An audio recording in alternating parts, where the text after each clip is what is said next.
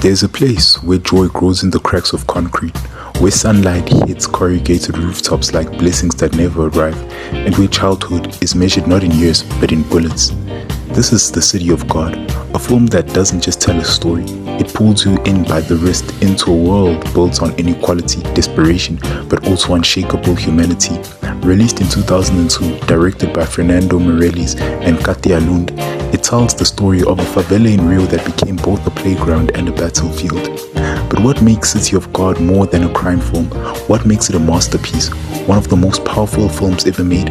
Today we're breaking it down. In most movies, the setting is just a backdrop. In City of God, the setting breathes. The favelas isn't scenery, it's a living organism. It grows, mutates, absorbs people and spits them out.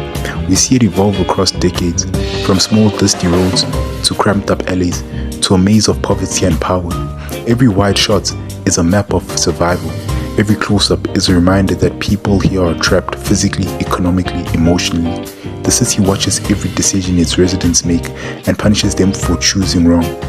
Our narrator, Rocket, is unlike every character around him. He's not strong, he's not violent, he's not trying to rise to the top. His dream is simple, to tell stories, to become a photographer, to escape. But in the City of God, escape is luxury.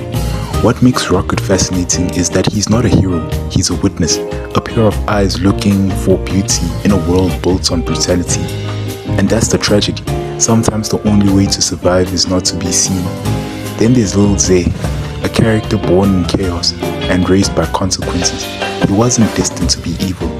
He was forged by an environment where violence isn't a choice, it's a language. The film shows us his transformation from troublesome kid to ruthless kingpin. But here, the painful truth is Lil Zay isn't a villain, he's a product of neglect, police corruption, and the absence of opportunity.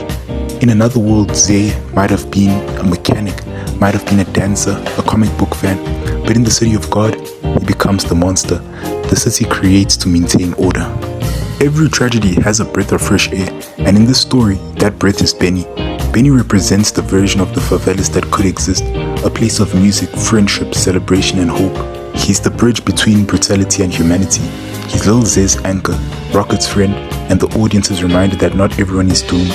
Benny's death hits so hard because he's one of the characters who believed escape was possible, and that belief is what gets him killed. One of the most haunting aspects of City of God is its portrayal of kids. Kids here don't inherit toys, they inherit wars. Kids with guns, kids robbing stores, kids deciding who lives and who dies. The film shows us the runs.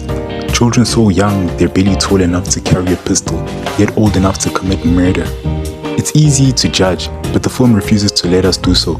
We see how cycles repeat, how trauma becomes tradition, and how a child with no option becomes an adult with no conscience.